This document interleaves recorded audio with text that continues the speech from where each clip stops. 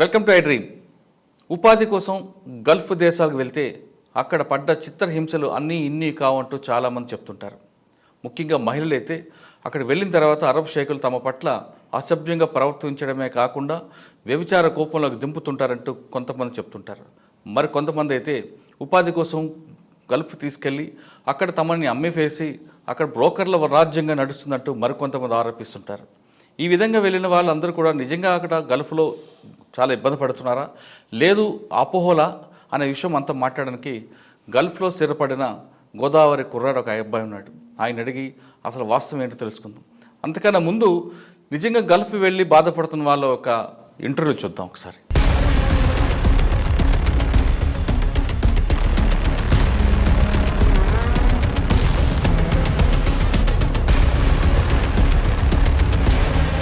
అసలు మీ ఆయన ఎందుకు ఆ దేశం వెళ్ళాల్సి వస్తున్నారు? మంచిగా ఉండేది, మేము మా సంసారం మా జీవితాలు మంచిగా ఉంటే మా ఆయన ఉన్నప్పుడు అక్కడికి పోయిండు. కథం ఏం జరిగిందో తెలియదు. మార్చి 28వ తారీఖు ఇట్లా మా ఆయన సూసైడ్ చేసుకున్నాడని ఫోన్ వచ్చింది.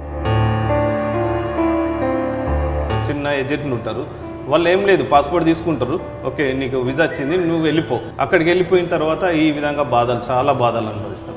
టోయిలెట్ చిన్నగా ఉంటుంది, దాంట్లో కూడా ఒకసారి చెక్క వేసి పండ పెడతారు, అంత ఘోరం ఉంటుంది సార్. రోజుకొచ్చి 2-3 12 ఏళ్ళ పిల్లోడు 15 ఏళ్ళ పిల్లోడు కన్నా తండ్రి చెల్లి ఇట్లా చూపించి కూర్చొని పెట్టి పని చేయని చెప్తాడు. సరే నా బిడ్డ కన్నా చిన్నోనే కదరా, బొడ్డలు లేకన్నా నీ బిరే పెద్దలు బట్టలు లేకుండా మీకు ఉంచారా రూమ్లో? నలుగురు పోలీసు వాళ్ళు అక్కడ వాళ్ళే అమ్మని అరిచిన అన్నం పెట్టరు సార్, ఓ నీరు డబ్బులు పంపమంటే డబ్బులు పంపరు, కొడతారు. నీకు డబ్బులు పంపేది లేదు, మీ ఇంటికే పంపము, చంపేస్తాము అని చెప్పేసి సార్. మన ఇండియాలో మనం ఒక పేదోళ్ళు కూడా ఒక భిక్షంలో కూడా ఇయ్యం, అట్లాంటి ఫుడ్ ఉంటుంది సార్. ఇక్కడ టోటల్లీ 20 to 21 hours జాబ్ చేయించారు. పోతే ఇళ్ళలో పని కానీ పోయేది, కొడుకు పక్క తండ్రి పక్క అన్నీ చేస్తారు. మళ్ళీ చేసి మా మీదకి వేసేస్తారు, కాల్చిన మాకే పానం తీసేస్తారు, ఉరిగానే వేసేస్తారు, కాల్చిన చేతులు కాళ్ళు తీసేస్తారు. ఇప్పటి వరకు గల్ఫ్ వెళ్ళి చిత్రహింసలు గురయ్యాయని ఐ డ్రీమ్కి ఇచ్చిన ఇంటర్వ్యూలో ఒకసారి చూసాం. అక్కడ గల్ఫ్లో బ్రోకర్లు ఏ విధంగా తమ పట్ల ప్రవర్తిస్తారు, మహిళల పట్ల షరఫ్ షేకులు ఏ విధంగా చిత్రహింసలు గురి చేస్తారు, రాత్రి పగలనక ఏ విధంగా వాళ్ళు వ్యభిచారాలు చేయిస్తుంటారనే విషయాల్ని మనం ఐ డ్రీమ్ ప్రత్యేక ఇంటర్వ్యూ చూసాం.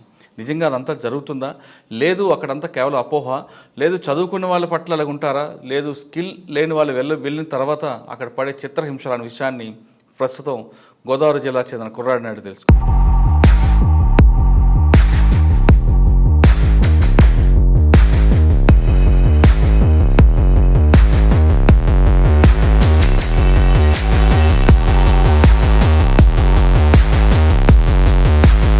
రాజమండ్రి టు దుబాయ్ వయా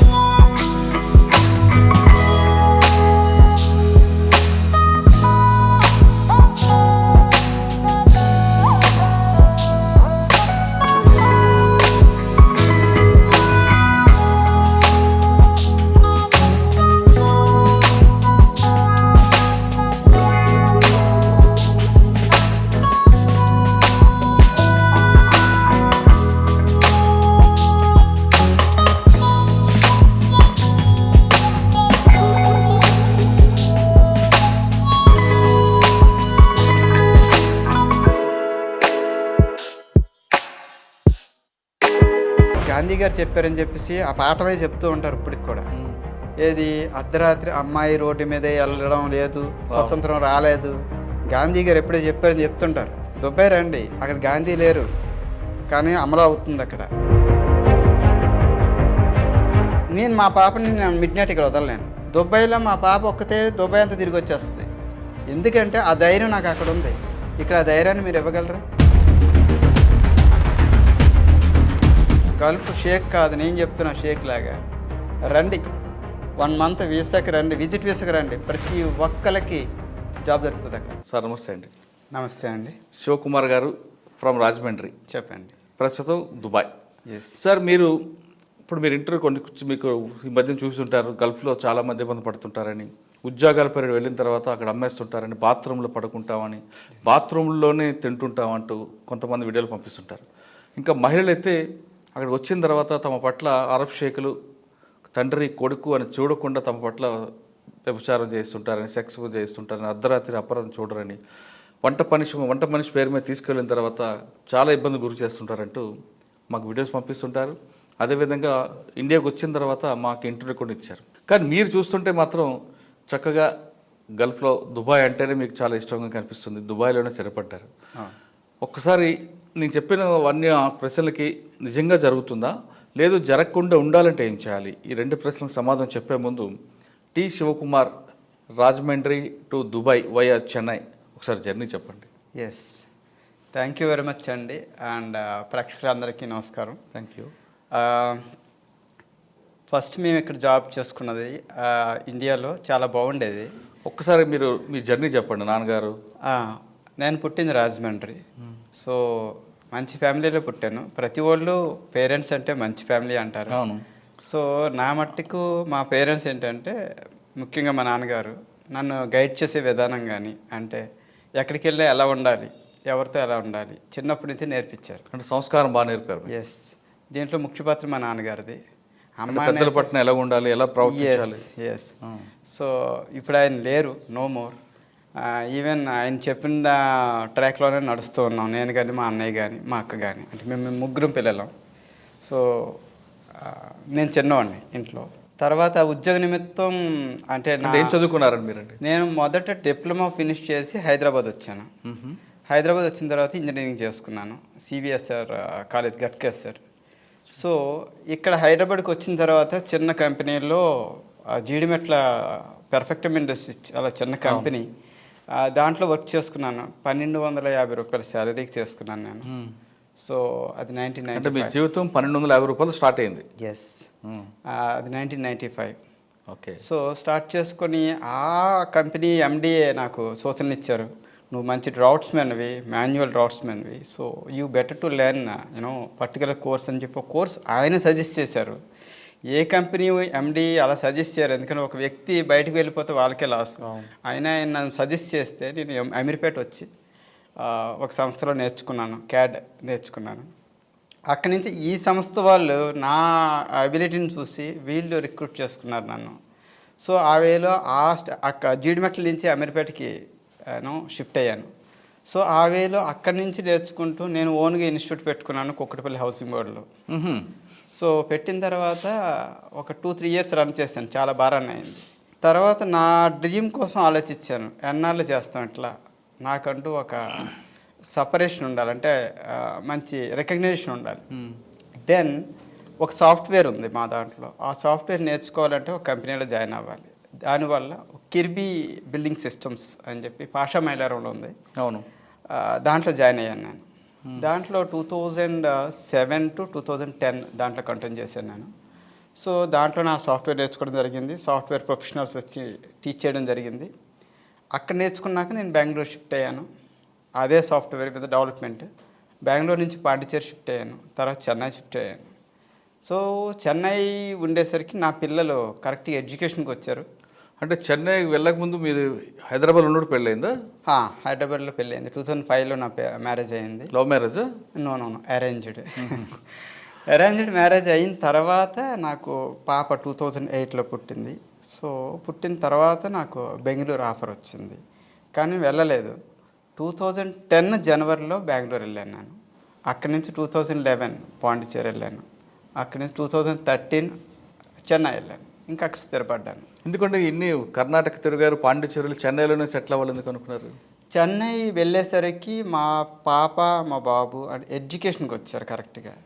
వాళ్ళ గురించి అని చెప్పేసి పేరెంట్స్ ఎప్పటికన్నా కానీ పిల్లలకి ఇవ్వాల్సింది ఆస్తులు కాదు, అంటే మా నాన్నగారు నేర్పింది ఆస్తులు కాదు, వాళ్ళకి మంచి స్టడీ ఇవ్వాలి, మంచి ఎడ్యుకేషన్ ఇవ్వాలి. ఎడ్యుకేషన్ ఇవ్వాలి అనుకునేసరికి వాళ్ళ ఫౌండేషనే స్ట్రాంగ్గా ఉండాలి. అందు గురించి అని చెప్పి అక్కడ కేంబ్రిడ్జ్ యూనివర్సిటీలో జాయిన్ చేశాను వాళ్ళని ఇద్దరిని. సో ఆ స్కూలు మార్చకూడదనే విధంతో స్కూల్ దగ్గరలో ఒక ఇల్లు కూడా కొని వాళ్ళు ఎక్కడికి పోకుండా అంటే ఈజీగా ఉండేటట్టు ఏర్పాటు చేసి తర్వాత నాకు గల్ఫ్ ఆఫర్ వచ్చింది. అంటే మీ నాన్నగారు యొక్క బాటలో నడిపిస్తున్నారు. ఎస్, పిల్లలకి చదువుతో పాటు సంస్కారం. ఎస్, రెండు. అంటే సంస్కారాన్ని చదువు ఉన్న ఒకటి ఊడిపోయిన ఒకటి అంటారు కదా. ఆహా లేదు, సంస్కారం అనేది చదువుని బట్టే వస్తుందని నేను చెప్పను. చదువుకోలేని వాళ్ళు కూడా సంస్కారం ఉంటుంది, కానీ ఎక్కువ చదువుకున్న వాళ్ళు సంస్కారం లేని వాళ్ళు ఉంటారు కదా. ఉంటారు, నేను కాదంటలే. ఎక్కువ చదువుకోవడం తక్కువ చదువుకోవడం అనేది కాదు, ఇక్కడ ఫౌండేషన్ అనేది స్ట్రాంగ్గా అంటే తల్లిదండ్రుల యొక్క పెంపకం కరెక్ట్ ఉండాలి. మీ నాన్నగారు మీకు అది ఒక ఆస్తిలాగా ఇచ్చారు, నేర్పారు. గుడ్. ఆయన మహానుభావుడు ఆయన. తర్వాత మీకు జీడిమెట్లో మీకు లైఫ్ టర్నింగ్ పాయింట్ ఒక ఉన్నారు, ఆయన ఎవరండి? ఆయన కేరళ ఆయన అండి. ఆ కంపెనీ పేరు కూడా పెర్ఫెక్టమ్ ఇండస్ట్రీస్, ఇప్పుడు కూడా ఉంది జీడిమెట్ల ఫేస్ 5లో. ఆయన పేరు రామకృష్ణన్. సో కేరళ ఆయన, కానీ నాకు అప్పట్లో సపోర్ట్ ఇచ్చిన ఆయన. లాస్ట్ ఇయర్ వచ్చినప్పుడు కూడా వెళ్ళి ఆయన కలిసి వచ్చాను నేను. ఆయన ఉండేది సంతోషిమా కాలనీలో ఉంటారు, సికింద్రాబాద్. వెళ్ళి కలిసి వచ్చాను. అప్పట్లో వాళ్ళ మిస్సెస్ వాళ్ళు కూడా మాకు చాలా సపోర్ట్ చేశారనమాట. ఆమె CCMBలో చేస్తారు. Thank you. CCMBలో చేస్తారు ఆమె, సైంటిస్ట్ ఆమె అప్పట్లో కూడా. సో ఆ విధంగా వాళ్ళు సపోర్ట్ చేయబట్టి నేను వాళ్ళ నుంచి కూడా నేర్చుకున్నది ఏంటంటే, మన దగ్గర ఎవరన్నా వర్క్ చేస్తున్నా కానీ వాళ్ళు బయటికి వెళ్ళి మంచి గ్రోత్కి వెళ్తున్నారంటే మనం సపోర్ట్ చేయాలి తప్ప వాళ్ళని ఆఫ్ చేయకూడదు. వాళ్ళ దగ్గర నుంచి నేర్చుకున్నాను నేను, ఆ ఎండీ దగ్గర నుంచి నేర్చుకున్నది. అలాగే ఇప్పటికి కూడా ఎవ్రీ స్టెప్ మేము వేస్తున్నాం, నేను కానీ మా అన్నయ్య కానీ ఆ స్టెప్ అంతా మా నాన్నగారు పుణ్యం అంటూ ఆయన చెప్పిన విధానం ప్రకారంగా నడుచుకుంటున్నాం. అంటే మీ జీవితాన్ని మలుపుతుంది ఇద్దరు, ఒకరు మీ నాన్నగారు, ఒకరు కేరళ ఆయన. అవునండి. వీళ్ళిద్దరూ ఒక అడుగుజాడలో వెళ్ళబట్టి ఈ స్థాయికి వచ్చారు. కరెక్ట్. ఓకే. చెన్నైలో మీరు సెటిల్ అయిన తర్వాత పిల్లల చదువు కోసం గల్ఫ్ ఆఫర్ ఎలాగొచ్చింది? మంచి క్వశ్చన్ ఇది. నేనేంటంటే అప్పుడు ఒక కంపెనీలో చేస్తున్నప్పుడు కరెక్ట్గా ఈ GST సిస్టమ్ వచ్చింది. GST సిస్టమ్ వచ్చినప్పుడు మీకు తెలిసే ఉంటుంది, కొన్ని చిన్న చిన్న ఇండస్ట్రీస్ మూతపడిపోయాయి. మూతపడిపోయినప్పుడు ఏంటంటే, నేను చేస్తున్న company Singapore based company, MNC. ఆ కంపెనీకి కొద్దిగా ఆర్డర్స్ తగ్గినాయి ఇండియా నుంచి. సో ఆటోమేటిక్గా ఏంటంటే ఇంజనీరింగ్ ఆఫీస్ క్లోజ్ చేయాలని చెప్పేసి వాళ్ళు ప్రకటించారు. ఇంజనీరింగ్ ఆఫీస్ క్లోజ్ చేయాలి యాక్టివిటీస్. ఆ టైంలో నేను ఆన్లైన్లో అప్లై చేసుకోవడం జరిగింది. నాకు ఎక్స్పీరియన్స్ ఎక్కువ ఉండేసరికి నాకు స్కైప్ ఇంటర్వ్యూ ఏర్పాటు చేశారు కంపెనీ వాళ్ళు. సో ఫస్ట్ ఇంటర్వ్యూలోనే వాళ్ళు సెలెక్ట్ చేసుకున్నారు. నాకు సెలెక్ట్ చేసుకొని వాళ్ళు వీసా పంపించడం, నేను అక్కడ వెళ్ళడం జరిగింది. వెళ్ళిన తర్వాత ఫస్ట్ 1 వీక్ 1 మంత్ వరకు స్ట్రగుల్ అవ్వడం జరిగింది. ఎందుకంటే ఒకసారి ఇండియా నుంచి ఇతర దేశాలకు వెళ్ళిన తర్వాత స్టెబుల్ అవ్వడం కోసం కొద్దిగా టైం పడుతుంది. అంటే ఫుడ్ విషయంలోనా, అట్మాస్ఫియర్ విషయంలో? ఫుడ్, వెదర్ ఏదన్నా కానీ. ఎందుకంటే గల్ఫ్ కంట్రీస్ అంటే బాగా చిల్డ్ కంట్రీస్, వింటర్లో అంత చిల్డ్ ఎక్కడ ఉండదు. సో సమ్మర్లో ఉండలేం. ఆ వేలో 2 వయసు వచ్చారు. అక్కడ రైనీ సీజన్ ఉండదు, only 2 seasons, 6 months summer, 6 months winter. Okay. So వెళ్ళి స్ట్రగుల్ అయ్యాం. బట్ మైండ్ సెట్ ఏంటంటే సెటిల్ అవ్వాలి, కొన్నాళ్ళ పాటు ఉండాలి. కానీ ఇప్పుడు చెప్తున్నా, I love Dubai. Not only Dubai, entire UAE. అది కూడా ఎందుకో చెప్తాను. దీనికి ముందు ఈ టీవీ ఇప్పుడు చూస్తున్న పెద్ద వాళ్ళకి, ప్రముఖులకి అండ్ ప్రతి ఒక్కరికి నన్ను ముందుగా క్షమించమని చెప్తున్నా. ఎందుకంటే నేను ఇప్పుడు ఒక చిన్న స్టోరీ చెప్పబడుతున్నా. స్టోరీ విన్న తర్వాత దాంట్లో సారాంశం తీసుకోండి. చిన్న స్టోరీ. అనగనగా ఒక దేవాలయం. ఆ దేవాలయంలో చాలామంది పనిచేసే వాళ్ళు ఉన్నారు, అయ్యగారిని అంటే ఆ విగ్రహాన్ని కడిగే వాళ్ళు ఉన్నారు, పూజ చేసేవాళ్ళు ఉన్నారు, గుడిని శుభ్రం చేసేవాళ్ళు ఉన్నారు, దాంట్లో నేను ఒకడిని. కొన్నాళ్ళు కొన్ని సంవత్సరాలు చేస్తూ ఉన్నాం, జనం వస్తూ ఉన్నారు, బాగా జరుగుతుంది.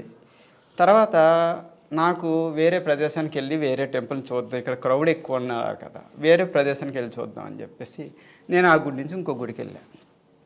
ఆ గుడికి వెళ్ళిన తర్వాత ఇన్ని సంవత్సరాలు ఈ గుడిలోంచి వేరే కొత్త గుడికి వెళ్ళిన తర్వాత చూస్తే నాకు అంతా ఆశ్చర్యం అనిపించింది.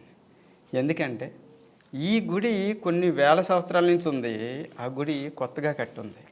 అయినా కానీ దాంట్లో టెక్నాలజీ చూస్తే ఈ గుడి కంటే చాలా బాగుంది. రెండోది ఏంటంటే ప్రతిరోజు మేము ఇంతకుముందు చేసిన శుభ్రం కంటే ఇక్కడ శుభ్రం ఎక్కువ ఉంది. ఎందుకంటే ఈజీ వేలో శుభ్రం చేస్తున్నారు. ఇదంతా చూసిన తర్వాత అరే ఎన్నాళ్ళు మన గుడిలో శుభ్రం చేస్తూ ఉన్నాం, ఇంతమందిని పని చేస్తున్నాం, అయినా కానీ ఈ వేలో మనం శుభ్రం చేయలేకపోతున్నాం. సరే ఒకసారి నా గుడికి వెళ్దాం అని చెప్పి నేను పాత గుడికి వచ్చాను. పాత గుడికి వచ్చేసరికి నేను వచ్చేసరికి ముందుగా ఉన్న విగ్రహానికి ఉండే మంచి దండలు కొత్తవి వచ్చినాయి, నగలు వచ్చినాయి, డెవలప్మెంట్ చాలా బాగుంది. ఇంతకుముందు ఉండేదానికంటే నేను వచ్చేసరికి బాగా డెవలప్ చేశారు అయ్యవారిని అని అనిపించింది. కానీ గర్భగుడిలోకి ఎంటర్ అవుతుండగానే వాసన వస్తుంది. ఏంటి ఈ వాసన అడిగాను అందరినీ. క్లీన్ చేస్తున్నారు, పెద్ద పెద్ద పూజారులు ఉన్నారు, అంతా చేస్తున్నారు. బయట చూస్తే శానిటేషన్ వాళ్ళు కూడా క్లీన్ చేస్తున్నారు. బట్ ఎక్కడి నుంచి వస్తుంది అంటే అయ్యవారు ఆ నీటిని ఆ పాలాభిషేకాన్ని అంతటిని ఆ చిన్న కన్నం ఉంటే దాంట్లో తోస్తున్నాడు ఆయన. అంటే గుడి లోపల ఆయన శుభ్రం చేసేసారు. బయట ఉండేవాళ్ళు ఆ బయటకు వచ్చే నాల ఏదైతే ఉందో దాన్ని క్లీన్ చేసేస్తున్నారు. అది శుభ్రంగానే మరి ఎక్కడి నుంచి వాసన వస్తుంది అంటే ఈ బయట ఈయన తోసిన గోడ నుంచి ఆ బయట ఆయన క్లీన్ చేసే గోడకి మధ్యలో ఉండే దగ్గర ఎవరు క్లీన్ చేయట్లా.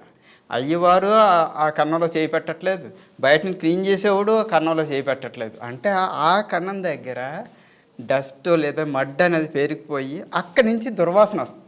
సో నేను అనేది ఏంటంటే ఇప్పుడు ఇక్కడ నేను చెప్తున్నది ఈ దేవాలయం అనేది నా ఇండియా, ఇంకో కొత్త దేవాలయం అనేది యుఏఈ దుబాయ్ అనుకుందాం. సో నేను దుబాయ్ వెళ్ళిన తర్వాత వెనక్కి వచ్చినప్పుడు నేను సంవత్సరంకి ఒకసారి వస్తానండి. ఇప్పుడు నేను దుబాయ్లో సెటిల్ అయింది 6 సంవత్సరాలు అయింది. ఇది 6వ విజిట్ నా దుబాయ్కి, ఇండియాకి. ఇప్పుడు వచ్చిన వెంటనే నేను వచ్చిన ప్రతిసారి చూస్తున్నా ఇండియాలో ఏదో ఒక కొత్త కట్టడం ఉంటుంది, హ్యాపీగానే ఉంటుంది. కానీ ఒకటి చెప్తాను, నేను ఇండియాని తిట్టట్లా, నా బాధ వ్యక్తపరుచుకుంటున్నాను. ఎందుకంటే నాలాటోడు బయటికి చెప్పకపోతే పెద్దవాళ్ళకి ఎవరికి తెలియదు. పెద్దవాళ్ళు అంటే ఎవరండి? పొలిటీషియన్స్ అని అంటలా, పాలకులు అంటే గవర్నమెంట్ సర్వెంట్స్ అనేవాళ్ళు చేసుకుంటూ పోతుంటారు తప్ప వెనక్కి ఏమవుతుంది అనేది వాళ్ళకి ఎవరికైనా చెప్తే తెలుస్తుంది. ఆ వేలో నేను చెప్పడానికి చిన్న ప్రయత్నం నాది. ఇది నేను ఎందుకు చెప్తున్నా అంటే నేను వచ్చిన తర్వాత చెన్నైలో అడుగుపెట్టా 3 days బ్యాక్, 2 days బ్యాక్ హైదరాబాద్కి వచ్చా. చెన్నైలోనే చూసా. ఇది నేను చెప్పేది స్టేట్ వైజ్ చెప్పట్లా, అలాగే పొలిటికల్ వేలో చెప్పట్లా. ఏ పొలిటీషియన్ అయితే నాకేంటి, ఒక భారతీయుడిగా చెప్తున్నా. ఇది అందరికీ అప్లికబుల్. అది ఏ పార్టీ అయినా కానీ పార్టీ వేలో చెప్పట్లా. నేను వచ్చా, చెన్నై చూసా, ప్రాబ్లమ్స్ చెప్తా, హైదరాబాద్ వచ్చా, ప్రాబ్లమ్స్ చెప్తా. అది రెక్టిఫై చేయకపోవడం అనేది ప్రజలు అంటే అందరూ కలిసి. కాకపోతే నేను చూసింది చెప్తా. ఏమండి మన ఇంట్లో మీ పాపే ఉంది లేదా మా పాప ఉంది, ఉదయాన్నే రెడీ అవుతుంది స్కూల్కి వెళ్ళడానికి, బుజ్జిగా అమ్మ వస్తుంది, జడదూగుతుంది, పువ్వులు ఆడుతుంది, మంచి డ్రెస్ వేస్తుంది, స్కూల్ యూనిఫామ్, పాపను బుజ్జిగా తయారు చేస్తుంది. పాపను బుజ్జిగా తయారు చేసి స్కూల్కి పంపించాలని ఉండే పేరెంట్కి అంటే అమ్మకి, మరి పాప స్నానం చేసి వచ్చేసింది లేదా బ్రష్ చేసి వచ్చేసింది, డ్రెస్ వేసుకొని వెళ్ళిపోయింది, పర్లేదులే అని చెప్పి వదిలేస్తామా? పాపను బుజ్జిగా స్కూల్కి పంపిస్తామా? నీట్గా పంపిస్తాం కదా. మరి మన పాప అనేది ఏంటంటే నా దృష్టిలో ఇక్కడ ఫ్లైఓవర్స్ అండి. ఫ్లైఓవర్స్ కట్టారు, డెవలప్మెంట్ ఉంది. రాగానే అందరూ సంకలు గుద్దుకున్నారు. ఏంటి అంటే హైదరాబాద్లో చాలా ఫ్లైఓవర్స్ కట్టారన్నారు. వచ్చాను, చూశాను, నిజంగా ఫ్లైఓవర్స్ ఉన్నాయి. ఫ్లైఓవర్స్కి బట్టలు వేయండి, బట్టలు కట్టరా. ఎక్కడ చూసినా మడ్డు, మసి, ఏ ప్లాస్టింగ్ కూడా చెయ్యరా, పెయింటింగ్ ఉండదా. ఎక్కడ చూసినా కానీ పోస్టర్స్. ఎందుకంటే పోస్టర్స్ బ్యూటిఫుల్ సిటీ ఇది. నేను ఈ సిటీ ఒక్కదాని కోసం చెప్పట్లా, ఎక్కడైనా కానీ శానిటేషన్ మెయింటైన్ చేయండి. ఇంత పాపులేషన్ ఉంది, మేము చెయ్యలేం, తప్పది. ఇంత పాపులేషన్ ఉండబట్టే ప్రతి ఒక్కడూ ఒక చెయ్యి వేస్తే ఇంకా క్లీన్ అవుద్ది. ఎందుకు చేయలేరు? ఇది ఒకటి బాధ కలిగించింది. రెండోది ట్రాఫిక్స్, ఒక్కడ ఫాలో అవ్వట్లేదు ట్రాఫిక్ సిగ్నల్స్. ఆ సిగ్నల్ ఉంటే అక్కడ ఒక పోలీసోడు ఉంటే పోలీసు అటు చూస్తున్నాడా ఇటు చూస్తున్నాడా వెళ్ళిపోదామని చెప్పి జనాలు చూస్తున్నారు. ఎందుకంటే మీకు బాధ్యత లేదా? రోడ్డు మీద చనిపోతే ఎవరికి రెస్పాన్సిబిలిటీ? పేరెంట్స్కి బాధ, భార్యకి బాధ, పిల్లలకి బాధ. ఒక్క క్షణం ఆగితే మీకు ఏదైనా ప్రాబ్లమా? నేను అనేది ఏంటంటే ఇక్కడ రూల్స్ బాగలేదు. రూల్ బాగలేదంటే గవర్నమెంట్ రూల్ పెడితే ప్రజలు ఫాలో అవ్వాలని లేదు, ప్రజలే రూల్ పెట్టుకోండి. మీకోసం మీకు తెలియదా? ఇక్కడ మీరు చెప్పండి. మీరు చెప్పిన దాంట్లో మీరు కంపేర్ చేస్తున్న దుబాయ్కి కానీ లేదా వేరే కంట్రీస్కి కానీ మనకి మధ్యలో చిన్న గ్యాప్ ఉందండి. మన దీంట్లో సిస్టంలో ఏదైనా మేనేజబుల్ చేయొచ్చు అన్నది చిన్నప్పటి నుంచి ఒక భావన మన ప్రజలకి. మీరు చేస్తున్న వేరే కంట్రీలో అది ఉండదు, మేనేజబుల్ అంటే ఉండదు. నెంబర్ 1. నెంబర్ 2, మీరు పనిచేస్తున్న కంట్రీలో చిన్న డస్ట్ కనపడితే ఆయనే రోడ్డు మీద తీసుకొచ్చి డస్ట్బిన్ వేస్తాడు. కరెక్ట్. మన దగ్గర సామాజిక బాధ్యత లేదు. మన దగ్గర రోడ్డు మీద డస్ట్ కనపడితే అక్కడున్న ఆఫీసర్కి చెప్పడమో లేదా మీడియాకి ఇవ్వడమో చేస్తాడు తప్ప, లేదంటే ఫోటో తీసి ఫేస్బుక్లోనో ట్విట్టర్లో పెడతాడు. కానీ కరెక్ట్. ఆ కొమ్ము ఉంది తీసుకొచ్చి పక్కన వేద్దాం అనే కామన్ సెన్స్ లేకపోవడమే మీరు బాధపడుతుంది, మీరు చూస్తున్న దానికి ప్రధాన కారణం. కరెక్ట్. ఇక మీరు చెప్పారు 2 రోడ్స్, ట్రాఫిక్ మీ దగ్గర ఎలాగుంటాయండి? నేను చిన్నప్పుడు 3వ తరగతి 4వ తరగతిలో చదువుకున్నట్టు గుర్తు, అలాగే నా మిత్రులు ఎవరో చెప్పినట్టు గుర్తు. ప్రతి ముస్లిం వాళ్ళ లైఫ్ టైంలో ఒక్కసారైనా మక్కా యాత్ర చేయాలట. అది చదువుకున్నది ప్లస్ ఎవరో చెప్తే విన్నది. కరెక్ట్. అది నేను చెప్తున్నది ఏంటంటే, ఎవరు చెప్పలేదు, ఇది బుక్లో ఉండదు. నేను చెప్తున్నది ఏంటంటే ప్రతి భారతీయుడు వీలుంటే లైఫ్ స్పాన్లో లైఫ్ టైంలో ఒక్కసారన్నా దుబాయ్ విజిట్ చేయాలంటాను. ఎందుకంటే ఒకసారి దుబాయ్ విజిట్ చేస్తే ప్రొసీజర్స్ తెలుస్తాయి, శుభ్రం అంటే ఏంటో తెలుస్తుంది. ఒక ఫ్లైఓవర్ని చూస్తే అది ఫ్లైఓవర్ రోడ్డు మీద కట్టారా మన ఇంట్లో కట్టారా తెలియదు. ముద్దు పెట్టుకోవచ్చు, డస్ట్ కూడా ఉండదు. చాలామంది చెప్తారు గల్ఫ్ కంట్రీస్ అంటే ఇసుక ఏముంది అక్కడ, వచ్చి చూడండి. ఈ మధ్య నేను ఒక సినిమాలో చూసా, డైరెక్టర్ నిర్మాత ఆ గల్ఫ్కి వెళ్ళారా లేదు నాకు తెలియదు. దాంట్లో డైలాగ్ పెట్టారు హీరోకి, గల్ఫ్లో గడ్డే మొలవదో తోట ఉందంట ఏంటో అని చెప్పేసి డైలాగ్ ఏదో సినిమాలో ఉంది. సినిమా చూసినప్పుడు అనిపించింది ఈ డైరెక్టర్ కానీ నిర్మాత కానీ హీరో కానీ వెళ్ళలేదు ఆ ఏరియా కానీ. అంటే ప్రాస కోసం రాసి ఉంటాడులేండి. అది ప్రాస కోసం రాయకూడదండి, నాలాటోడికి బాధపడతాడు. ఎందుకంటే అక్కడికి వెళ్తే మనకంటే ఎక్కువ మొక్కలు పెంచుతున్నారు అక్కడ. ఇసుక నేల మీద మొక్కలు పెంచి రోడ్డు మీద రోడ్డు కనపడకుండా ఉండేంత దట్టమైన చెట్లతో ఉంది దుబాయ్. అంత గ్రీనరీ మెయింటైన్ చేస్తున్నారు. క్వాలిటీ. ఒక్క విషయం చెప్తానండి, మనకున్న వనరులు, ఇండియాలో ఉన్న వనరులు ఏ దేశానికి లేవు. మనకి ఎక్కడ చూసినా జలపాతాలు, వాటర్ ఎక్కడంటే అక్కడ పుష్కలంగా ఉంది మనకి.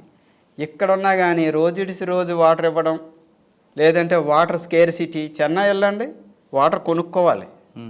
మనకి ఇన్ని వనరులు ఉండి కూడా మనకి వాటర్ స్కేర్సిటీ ఉంది. వాటర్ అనేది లేదు, మనకి యూజ్ చేసుకోలేకపోతున్నాం. అక్కడ దుబాయ్లో వాళ్ళు సముద్రం నీటిని తీసుకొని దాన్ని ప్యూరిఫై చేసి ట్యాప్స్లో వాటర్ ఇస్తూ, ట్యాప్ వల్ల వచ్చిన వాటర్ను తాగండి, ప్రాబ్లం వస్తే మా మీద కేసు వేయండి అని గవర్నమెంట్ ఛాలెంజ్ చేస్తుంది. మినరల్ వాటర్ కాదండి, వాటర్ క్యాన్స్ కొంటలాళ్ళు. వాళ్ళు ఏం చెప్పి ట్యాప్లో ఇచ్చిన వాటర్ తాగండి, ప్రాబ్లం వస్తే మా మీద కేసు వేయండి అంటున్నారు. అంటే అంత ఛాలెంజింగ్గా గవర్నమెంట్ పనిచేస్తున్నారు. సార్, అక్కడ సముద్రం వాటర్ని ప్యూరిఫై చేసి మీకు ఇస్తున్నారు కదా, Yes. వాటర్ వేస్ట్ చేస్తే ఇళ్ళలో ట్యాప్ ఇప్పి వెళ్ళిపోయి లీకేజీలు చేస్తే అక్కడ పనిష్మెంట్ ఎలాగుంటుంది? ఇది మీరు అనేది ఏంటంటే ఇండియా కల్చర్ వేలో మాట్లాడారు. వాటర్ వేస్ట్ చేస్తే అలాగే, అక్కడ వాటర్ వేస్ట్ చేసినా అది బిల్లు మీకే వస్తుంది కదా. అదంతా మీటర్ సిస్టమ్. మీరు వాడుకున్న వాటర్ కానీ తాగిన వాటర్ కానీ ఏదైనా కానీ బిల్ సిస్టమ్. మీరు వేస్ట్ చేస్తే మీకు వచ్చే శాలరీ అంతా బిల్లుకే పోద్ది. ప్రతి ఓడు జాగ్రత్తగా ఉంటాడు. ఓ నేను ఎక్కువ వేస్ట్ చేస్తే ఏమవుతుంది, నా శాలరీ కట్ అవుతుంది, ఇంటికి పంపించలేను. అవును. ప్రతి ఓడు జాగ్రత్త పడతాడు. డబ్బులు నొక్కితే ఎవడైనా జాగ్రత్త పడతాడండి. ఇక్కడ డబ్బులు ఎక్కడ పట్టుకుంటున్నారండి? ట్రాఫిక్ పాస్ అవుతుంటే పోలీస్ ఆయన పట్టుకుంటే ఒక 100, 500, 1000 ఏదైనా ఇచ్చారంటే వదిలేస్తున్నారు. పోలీసు వాళ్ళకి చెప్తున్నాను, మంచి మంచి పోలీసులు ఉన్నారు, చెడ్డ పోలీసులు ఉన్నారు. పోలీసులు ఏమంటలా, కేసు బుక్ చేయండి, లైసెన్స్ క్యాన్సిల్ చేయండి, లైసెన్స్లో ఉన్నవాడు బయట రాకూడదు, బండి ఉంది క్యాన్సిల్ చేయండి లైసెన్స్. అక్కడ చేస్తున్నారండి మాకు. మీరు మాకు కొన్ని పాయింట్స్ ఉంటాయి. కారు డ్రైవ్ చేసుకుని వెళ్తే ఎవరి కారు వారే డ్రైవ్ చేసుకోవాలా, పక్కింటోడి కారు ఇంకోటి డ్రైవ్ చేసుకోకూడదు. ఎందుకంటే పక్కింటోడి కారు ఇవ్వడు, ఎందుకంటే బ్లాక్ పాయింట్స్ వస్తాయి. సిగ్నల్ క్రాస్ చేయన బ్లాక్ పాయింట్స్. ఫ్రంట్ ఉన్న కార్ను డాష్ చేసినా ఇన్సూరెన్స్ వీడికే కట్ అవుద్ది. సో ఇన్ని రూల్స్ వల్ల ఏంటంటే ప్రతి ఓడు చాలా జాగ్రత్తగా ఉంటాడు. ఎక్కడ గవర్నమెంట్కి డబ్బులు పే చేయకూడదు, బ్లాక్ పాయింట్స్ రాకూడదని చెప్పేసి జాగ్రత్తగా ఉంటారు అక్కడ. ఇక్కడ ఎందుకు ఉంటారండి అంటే అక్కడ సిస్టమ్ వేరు, ఇక్కడ సిస్టమ్ వేరే. మీరు ఇందాక చెప్తున్నట్లుగా మీ దగ్గర ట్రాఫిక్ సిగ్నల్ కనబడితేనే ఆటోమేటిక్ దగ్గరికి రాగానే 50 మీటర్స్ డిస్టెన్స్లోనే బండి స్లో అయిపోతుంది. ఎస్. ఒక కానిస్టేబుల్ రోడ్డు మీద ఉన్నారంటే 100 మీటర్ డిస్టెన్స్లోనే వాడు స్లో. అక్కడ కానిస్టేబుల్ ఉండరండి. ఒకవేళ ఉంటే పోలీసు ఉంటే 100 మీటర్ డిస్టెన్స్లోనే వాడు కంట్రోల్ ఉంటాడు. నెంబర్ 3, ఇన్ కేస్ పోలీసులు ఆపితే వాళ్ళు ఇమీడియట్గా హ్యాండ్స్ అప్ అంటే చేతులు ఎత్తాల్సిందే, కంపల్సరీ. షట్ డౌన్ అంటే కింద దిగి కూర్చోవలసిందే. ఇంత సిస్టమ్ ఉంటుంది అక్కడ. ఎందుకంటే పోలీస్ ఆపిన దగ్గర నుండి కూడా ఏం జరుగుతుంది అన్నది వాళ్ళు చార్జ్ షీట్లో రాస్తారు. ఆ భయం ఉంటుంది. ప్లస్ శిక్ష కూడా ఇమీడియట్గా పడుతుంది. మన దగ్గరకు వచ్చేసరికి పోలీస్ ఆపితే ఆపో, నెంబర్ 1 ముందు వాడి పేరు కానిస్టేబుల్తో ఆర్గ్యుమెంట్ చేస్తాం. నెంబర్ 2 బండి సిగ్నల్ను మీరు ఇందాక చెప్తున్నారు, కానిస్టేబుల్ ఉంటేనే ఆగుతాం, లేదంటే కానిస్టేబుల్ అయితే వెళ్ళిపోతాం. నెంబర్ 3 అంటే ట్రాఫిక్ రూల్స్ అనేవి మన కోసం కాదు, పోలీసుల కోసం పెట్టుకున్నారనే భావన చాలామందికి ఉంది. అవును, అదే ప్రాబ్లం ఇక్కడ. అవును, హెల్మెట్ పెట్టుకోమని చెప్తారు పోలీసులు. ఎవరి కోసం అంటే మన కోసం అది. కానీ వాళ్ళు ఏమనుకుంటారంటే కొంతమంది కానిస్టేబుల్ లేడు కాబట్టి హెల్మెట్ పెట్టుకొని అంటారు, కొంతమంది బండి తీయగానే ఇక్కడే కదా, పక్కకే కదా, పక్క రోడ్డుకి వెళ్తున్నాం కదా అని కొంతమంది అనుకుంటారు. నేను హైవే మీద వెళ్ళను, నాకెందుకు హెల్మెట్ ఒక ఆయన అంటాడు, నేను పడితే నాకే దెబ్బ కదా అని ఒక ఆయన ఆర్గ్యుమెంట్ చేస్తాడు. సీట్ బెల్ట్ పెట్టుకోరు కొంతమంది గేటెడ్ కమ్యూనిటీలో బయటకు వచ్చినప్పుడు గేట్లు కూడా వేయరు. అంటే ఈ కల్చర్ ఎలాగుందంటే సిస్టమ్ ఏదైనా మేనేజ్ చేసుకోవచ్చిన భావన ఉంది. కానీ క్రమేపీ భారతదేశంలో కూడా ఆ సిస్టమ్ మారుతుంది. ఇప్పుడు మీరు అన్నారు ఇందాక కానిస్టేబుల్ ఆపట్లేదని. ఇప్పుడు కానిస్టేబుల్ ఆపితే అంత ఆర్గ్యుమెంట్ చేయడం, టైం వేస్ట్లను చేస్తున్నారని ఫొటోస్ తీస్తున్నారు. ఫొటోస్ తీసి వెంటనే వాళ్ళకి చలానా వస్తుంది. చలానా కూడా ఎస్కేప్ అయితే చూస్తారు, 2-3 చలానా చూస్తున్నారు, ఛార్జ్ షీట్ ఫైన్ చేస్తారు, తర్వాత బండి సీజ్ అని ఉంటాయి. ఇన్ని రకాల సిస్టమ్ వస్తుంది. కానీ మీరు ఇందాక ఫస్ట్లో చెప్పారు, దుబాయ్ వచ్చిన వాళ్ళు ఇండియాకి వచ్చిన తర్వాత అంటే మీలాంటి వాళ్ళు కాదు, దుబాయ్లో కరెక్ట్గా పనిచేస్తూ వచ్చిన వాళ్ళు శంషాబాద్ ఎయిర్పోర్ట్లో దిగిన తర్వాత ట్రాఫిక్ రూల్స్ పాటించరు. వారికి ఏమనాలి? అక్కడ కరెక్ట్గా ఉంటాడు, ఇక్కడ రాగానే దట్ ఈస్ ద థింగ్ అండి. అది ఇండియన్ కల్చర్కి అలవాటు పడిపోయి ఇక్కడికి వచ్చిన తర్వాత ఇక్కడ రూల్స్ ఏముంటాయి, జనరల్గా ఏదైనా మేనేజ్ చేయొచ్చు. ఎందుకంటే ఇక్కడ ఏదైనా మేనేజబుల్ ఇండియాలో. అంటే దానికి కారణం ఎవరు అనుకోవచ్చు? మనమే. రైట్, మనమే. అది ఎవరో దీని కారకులు అనడానికి ఉండదు. చిన్నప్పుడు మన పిల్లలు స్కూల్లో తీసుకెళ్తున్నప్పుడు రాంగ్ రూట్లో తీసుకెళ్తాం. ఫస్ట్ అక్కడ మనం చేసే మిస్టేక్. కరెక్ట్. రాంగ్ రూట్ తీసుకెళ్తున్నప్పుడు ఆ పిల్లడు ఏమనుకుంటాడు, మనం ఇదే డాడీ తీసుకెళ్తున్నాడు కాబట్టి, నాన్న తీసుకెళ్తున్నాడు కాబట్టి, మేనమామ తీసుకెళ్తున్నాడు కాబట్టి ఇదే రైట్ వే అనుకుంటాడు తప్ప రాంగ్ వే అనుకోడు. అక్కడ మనం ఆ పిల్లాడి దీంట్లో స్టిక్ చేస్తాం, అది పెద్దగా కంటిన్యూ అవుతాయి. అవును, అవును. ఇప్పుడు మీరు దుబాయ్లో మీరు ఉన్న ఏరియాలో సిస్టమ్ ఫాలో అవ్వాలంటే మీరున్న హౌస్ ఏరియాలో ఎలాగుంటాయండి సిస్టమ్? అంటే మీకు ఒక కమ్యూనిటీ, ఒక గేటెడ్ కమ్యూనిటీ కావచ్చు, లేదా క్వార్టర్స్ అవ్వచ్చు, కాలనీ, మీరు ఎలా వాళ్ళ సిస్టంలో వెళ్తారా, లేదా ఇండిపెండెంట్గా నేను నా ఇష్టం వెళ్తారంటారా? ఏమండి, మనం దుబాయ్ వెళ్ళామంటేనే మనం అరెస్ట్ అయినట్లు లెక్క. అవునా? ఎందుకంటే వాళ్ళ రూల్స్కి కట్టుబడి మనం వెళ్ళినట్లు లెక్క. ఇక్కడ ఇండియాలో ఉన్నట్టు ఆధార్ కార్డు, పాన్ కార్డు, ఇంకే స్మార్ట్ కార్డు, ఒక 10 కార్డ్స్ ఉంటాయి. అక్కడ ఒక కార్డు ఉంటుందండి, అదే ఎమిరేట్స్ కార్డు ఒకటి చాలు. మీరు ఎక్కడ పుట్టారు, మీ పేరెంట్స్ ఎవరు, మీ పెళ్ళి అయిందా, పిల్లలు ఎంతమంది, వాళ్ళు ఎక్కడ చదువుతున్నారు, మీరు ఇప్పుడు ఎక్కడున్నారు, మొత్తం డేటా ఒక్క కార్డుతో వచ్చేస్తుందండి. మీరు ఎక్కడికి ఏం ట్రావెల్ చేసినా కానీ క్రెడిట్ కార్డు కూడా అక్కర్లా, మెడికల్ ఇన్సూరెన్స్ కార్డు కూడా అక్కర్లా, ఒక్క కార్డు చాలు మీకు మొత్తం మొత్తం డేటా వస్తుంది, మీరు యూజ్ చేసుకోవడానికి కూడా ఈవెన్ ఇమ్మీడియట్ ఎమర్జెన్సీ కూడా ఆ కార్డే యూజ్ అవుద్ది. ఒక్క కార్డ్ అండి. దానికి ఫస్ట్ దుబాయ్ వెళ్ళిన వెంటనే వాళ్ళు ఫస్ట్ 1-2 డేస్లోనే మిమ్మల్ని తీసుకెళ్ళి మెడికల్ ఎగ్జామ్ చేసి అంతా చేసి కార్డు ఇష్యూ చేస్తారు. ఆ కార్డు చాలు, మీరు ఎన్నాళ్ళు అక్కడ ఉన్నా కానీ, అంటే రెసిడెన్స్ కింద వెళ్ళినా కానీ విజిటర్స్ కింద వెళ్ళినా కానీ కార్డు అయితే కావాలి. ఆ కార్డు ఒకటి ఉంటే చాలు దేనికన్నా కానీ. వాళ్ళు ఎలిజిబుల్, ఎందుకంటే మనల్ని అట్రాక్ట్ చేయడానికి. సో మీరు అన్నారు ఒక ఏరియాలో ఉంటే మీ ప్రకారం ఉంటారు, వాళ్ళ ప్రకారంగా ఉండాలి, లేదంటే వాళ్ళే మనల్ని పంపించేస్తారు. లేదు మనం రాకుండా ఉన్నా కానీ దాన్ని కేసు ఫైల్ చేస్తారు, బుజ్జిగా లోపల కూర్చోపెడతారు, కొట్టరండి. ఇండియాలో ఉన్న సిస్టమ్కి అక్కడున్న సిస్టమ్కి అక్కడ ఒక్క పోలీసు కూడా ఒంటి మీద చేయడు. ఆయన పనిష్మెంట్ అంతా ఫైనాన్షియల్గా ఉంటుంది. మనం అక్కడికి వెళ్ళిందే ఫైనాన్స్ కోసం వెళ్ళినాడు ఎవడన్నా కానీ వాళ్ళు దగ్గర పెట్టుకుని ఉంటాడు. లేదు అంటే అక్కడ బ్లాక్ అవ్వాల్సిందే, వాళ్ళ దగ్గర పే చేయడానికి లేకపోతే తెలుగు ఎంబసీ వాళ్ళన్నా పే చేయాలి, లేదంటే అక్కడి నుంచి ఇక్కడ ఇండియా వాళ్ళకి కాల్ చేసుకొని ఆ అమౌంట్ ట్రాన్స్ఫర్ చేయించి అంతా క్లియర్ అయిన తర్వాత పంపిస్తాం. ఒకవేళ లేదనుకోండి, అప్పుడు ఏ డబ్బులు లేవు, రిమైండర్ అక్కడ ఉంటాడండి, 5 years ఉంటాడండి, మినిమం 5 years లోపల పెడతారండి. సరే, ఇప్పుడు డ్రైవింగ్ విషయం తీసుకుందాం. ఓకే, ట్రాఫిక్ సిగ్నల్ జంప్ చేసుకుంటూ హార్న్ బాగా కొడుతూ సీట్ బెల్ట్ పెట్టుకోకుండా నేను ఇండియాలో ఉన్నానని డ్రంక్ అండ్ డ్రైవ్ చేసుకుంటూ వెళ్ళాడు అనుకోండి, ఏం చేస్తారు? ఒక్క విషయం, ముందు ఇక్కడ ఓడికి అక్కడ లైసెన్స్ రావాలి కదండి. ఇక్కడ లైసెన్స్ మనం 5,000 6,000 నాకు ఇప్పుడు తెలియదు, నేను తీసుకున్నప్పుడు అయితే 5,000 6,000కి లైసెన్స్ వచ్చేస్తుంది. ఒక్కసారి ఏబీసీ ఎస్కలేటర్ స్పీడ్ ఇది చెప్తాడు, ఇక్కడ అయిపోయింది. అక్కడ ఒక లైసెన్స్ రావడానికి 10,000 పే చేయాలండి దిరమ్స్లో.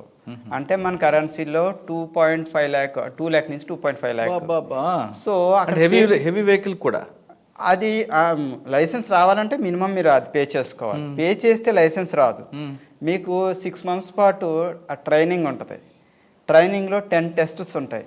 ఆ టెస్ట్లన్నీ క్వాలిఫై అయిన ఎవరన్నా కానీ ఓల్డ్లోనే ప్రొఫెషనల్ అయ్యే ఒక డ్రైవర్ అవుతాడు తప్ప ఏదో ఇక్కడ వచ్చేసి 1 monthలో నేర్చుకున్న డ్రైవర్ అవడం.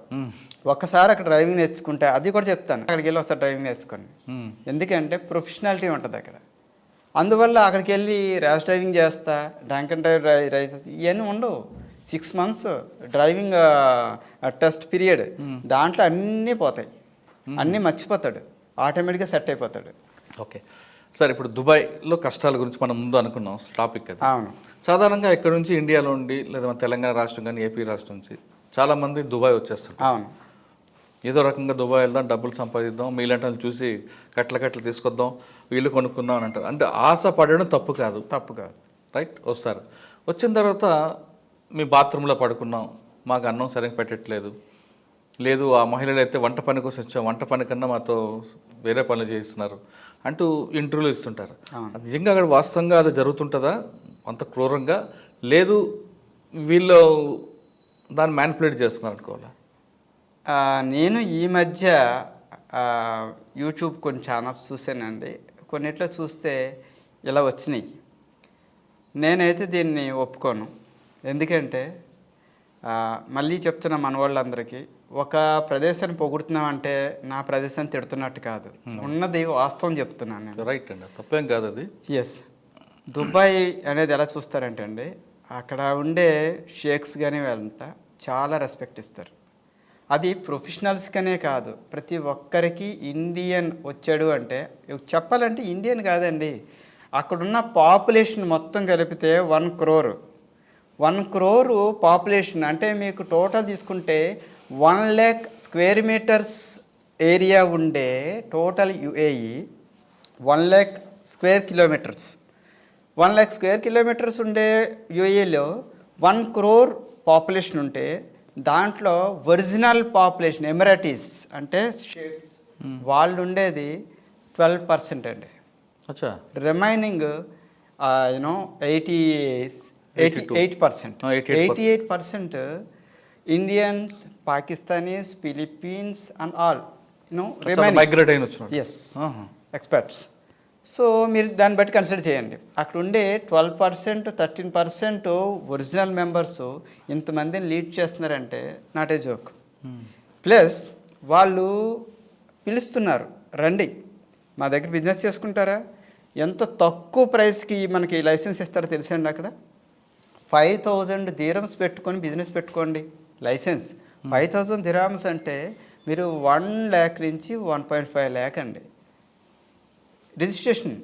మొత్తం మీరు లైసెన్స్ ఇచ్చేస్తారు. ప్లస్ వ్యాలిడిటీ వీసా ఇస్తారు, మీకు బిజినెస్ వీసా ఇస్తారు. చేసుకోండి, బిజినెస్ చేసుకోమంటున్నారు. హోటల్స్ పెట్టుకోండి, టైలరింగ్ షాప్ పెట్టుకోండి, ఏదైనా చేసుకోండి. 5,000 అంటే నేను అనేది ఏంటంటే మనకి ఆహ్వానిస్తున్నారు, బిజినెస్ చేసుకోమని చెప్పి అవకాశం ఇస్తున్నారు చేయమని. ఎందుకండి ఈ అపోహలు వచ్చాయి, రూమర్స్ వచ్చాయి? అది నేను మొన్న చూసి షాక్ అయ్యా నిజంగా. నేను వెళ్ళిన ఈ 6 yearsలో చూస్తున్నా, నేను ఏ సంస్థలకు వెళ్ళినా కానీ, ఈవెన్ గవర్నమెంట్ సంస్థలకు వెళ్ళినా కానీ రిసీవింగ్ ఉంటుందండి. మనం ఇక్కడికి వెళ్ళి ఒక రిసెప్షన్ దగ్గరికి వెళ్ళి ఒక క్వశ్చన్ అడగాలంటే క్యూలరా అని చెప్తారండి. అక్కడ అట్లా కాదు. ఒక నంబర్ ఉంటుంది, వెళ్ళడం ఫస్ట్ ఆ నెంబర్ తీసుకుంటారు, మీకు ఒక టోకెన్ సిస్టమ్ వస్తుంది, హ్యాపీగా కూర్చుంటారు. సెంట్రలైజ్డ్ ఏసీ, ఎక్కడికి వెళ్ళినా కూర్చుంటారు, టోకెన్ నెంబరు అనౌన్స్ చేస్తారు, వెళ్తారు. చాలా సింపుల్ యాక్టివిటీ, సింపుల్గా క్లారిటీగా మీకు అన్నీ క్లియర్ చేస్తారు, టెన్షను లేదు. బట్ ఇలాంటివి చూసేసరికి అలాంటిది ఇప్పటికొచ్చి జరగలేదే, ఎక్కడో జరిగింది దాన్ని, దుబాయ్ని యూఏని ఇలా జరిగింది, షేక్ ఇలా చేశారు అలా చేశారు అని చూపిస్తున్నారు.